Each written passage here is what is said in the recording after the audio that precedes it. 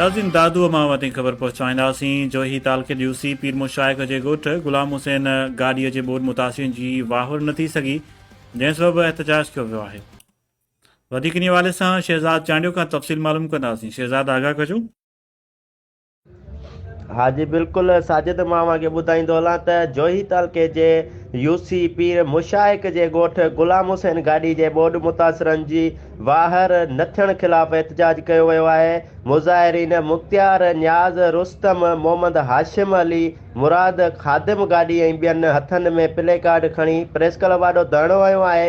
मुज़ाहिरीन ॻाल्हाईंदे चयो आहे त फ़सुल लुही विया आहिनि, घर टही पट बणिजी विया आहिनि, खुलियल आसमान हेठि वेठा आहियूं।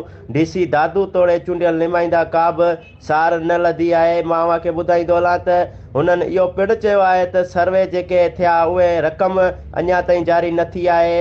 एनजीओज़ जेके अचनि थियूं उहे वॾेरनि जी उताकनि ते वेही मनपसंदि माण्हुनि खे रिलीफ ॾियनि थियूं। मां खे ॿुधाईंदो हलां त हुननि इहो पिणु चयो आहे त बोर्ड मुतासिरनि सिंध हुकूमत ऐं ज़िले इंतिज़ामिया वस वारनि खां वाहिर जी अपील कई आहे।